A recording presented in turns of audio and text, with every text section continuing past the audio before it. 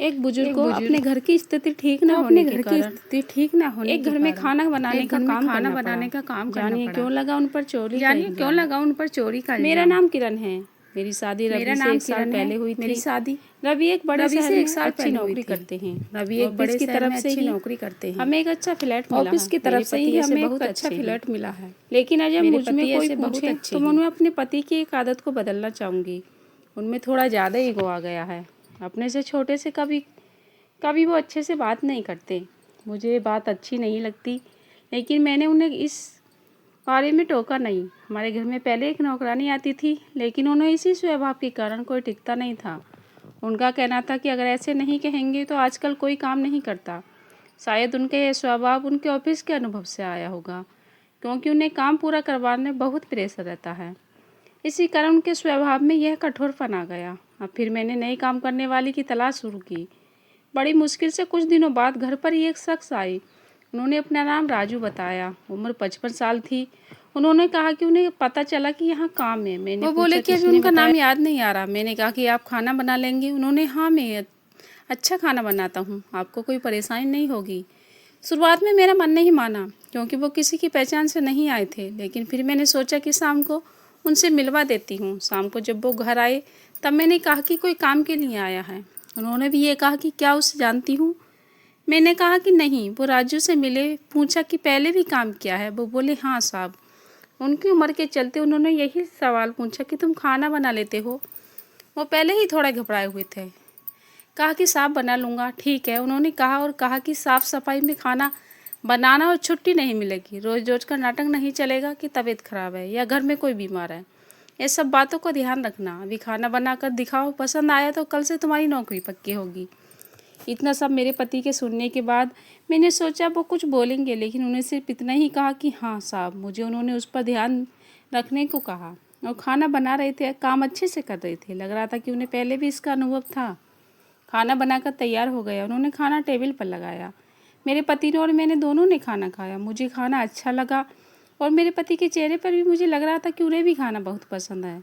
लेकिन उनकी आदत के अनुसार उन्होंने कुछ नहीं कहा। उन्होंने कहा कि खाना ठीक है, कल से आ जाना, लेकिन ध्यान रखना खाना इससे ख़राब ना बने, इससे अच्छा बना सको तो अच्छा। इतना सुनकर उनके चेहरे पर एक खुशी दिखाई दी। अगली सुबह वो घर आने लगे।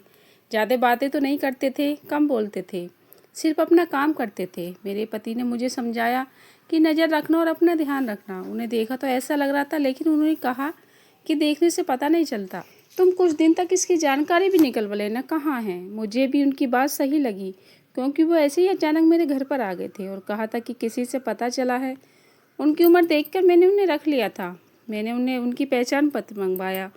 उन्होंने ला कर दे दिया। 1 से 2 दिन में मुझे लगा कि ठीक है। करीब 5 दिन काम करने के बाद उन्होंने मुझसे एक दिन कहा कि मैडम, थोड़ा एडवांस पैसा मिलेगा, मुझे ज़रूरत है। मैंने उसकी बात सुनी। उस समय मैंने भी अपने पति की तरह सोचा और उन्हें कहा कि नहीं, अभी नहीं मिलेगा। आपको पहले ही उन्होंने सारी बात बताई थी और मैं साहब से पूछूंगी, ऐसा कहकर मैंने उन्हें टाल दी। रवि अगले दिन कहते हैं कि उन्हें शाम के कुछ दोस्त घर पर आ रहे हैं, खाना बनाने वाले हैं। उन्होंने राजू से कहा कि उनके दोस्तों के लिए कल स्पेशल खाना बनाना होगा। उन्होंने कहा ठीक है साहब। शाम उनके दोस्त और उनकी फैमिली भी घर आए। 3 दोस्त के साथ उनकी पत्नी और बच्चे भी थे। खाने में 4 से 5 तरह के पकवान बनाए गए। खाना बड़े चाव से खाया गया, तारीफ की। खाने के बाद हम सब बैठे बात कर रहे थे। राजू अपना काम खत्म करके जाने की तैयारी थे।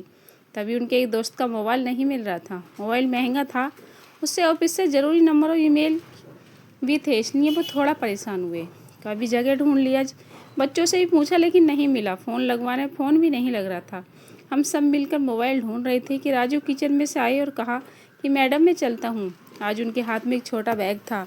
उनके इतना कहने पर पति ने कहा कि रुको, मोबाइल जो तुमने चुराया है वापस दो। उन्होंने जब यह सुना तो कहा कि साहब क्या बोल रहे हो, चोरी तो हमने सपने में भी नहीं सोची। मेरे पति ने कहा ठीक है, फिर तलाशी दो, चले जाना। यह सुनकर उन्होंने कहा नहीं, मैंने सब चोरी नहीं की, तलाशी क्यों? मेरे पति बोले जब चोरी नहीं की तो तलाशी से क्यों डरते हो? इतना कहकर वो उनके पास गए। उनके हाथ में जो बैग था उसे लेने लगे। राजू बैग पकड़ा और कहा साहब छोड़ दीजिए, इसमें मोबाइल नहीं है। मेरे पति को गुस्सा आ गया। कहा कि एक तो चोरी करते हो, ऊपर से आंखें भी दिखाते हो, छोड़ो बैग। उन्होंने उसका बैग छीन लिया और उसकी तलाशी की। उसमें मोबाइल नहीं था बल्कि खाना था। मेरे पति बोले, तुम खाना चोरी करके ले जा रहे थे। राजू की आंखों में आंसू आने लगे। वो बोले कि मैंने चोरी नहीं की मैडम। ने कहा, खाना खा जाऊँ, यह मेरे हिस्से का खाना है। मेरे पोते के लिए बहुत दिनों हो गए अच्छा खाना नहीं कहा। साहब मेरा बेटा होता था शायद मुझे नहीं दिन देखना पड़ता। मेरा बेटा 4 साल पहले चला गया, इकलौता बेटा था। घर में मैं ही हूँ, बीमार माँ मेरी बहू और पोते के लिए बड़ी मुश्किल से घर संभाल रहा हूँ। खाने के लिए अच्छा बना तो मैंने सोचा मेरे पोते को खिला दूंगा। उसके चेहरे पर जो खुशी आई वो देखना चाहता था। मैडम, एडवांस भी मांगा था घर के लिए।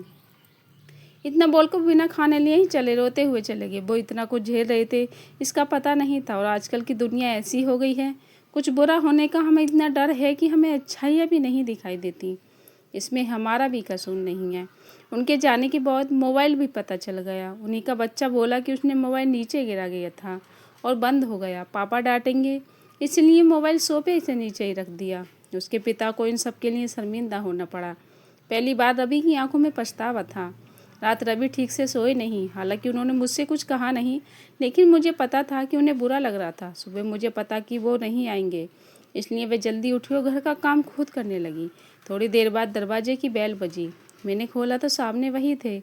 चुपचाप वो अंदर आकर अपना काम करने लगे। मैंने बोला, मैंने सोचा आज शायद नहीं आओगी। वो बोले, मैंने भी सोचा था, लेकिन मैडम घर पर खाना नहीं हो तो आना ही पड़ता है। नबी ने उन्हें देखा तो जैसे उनको कुछ शांति मिली। उन्होंने 10,000 रुपये दिए और कहा कि कल रात के लिए उन्हें माफ़ कर दें। पैसे लेने से उन्होंने मना किया तो बोले कि एडवांस है, रख लीजिए। बस इतना चाहिए था राजू को, थोड़ा सा और प्यार से बोल दे और थोड़ी से पैसे। अच्छा लगा मुझे भी मेरे पति का यह बदला रूप देखकर। कठोर वो ऊपर से थे, उन्हें बनना पड़ा था, अंदर उनकी एक नरम इंसान था। दोस्तों, आप लोगों को कहानी कैसी लगी कमेंट में ज़रूर बताइए और ऐसी हर रोज़ नई कहानी सुनने के लिए हमारे चैनल से जुड़े रहिए। धन्यवाद।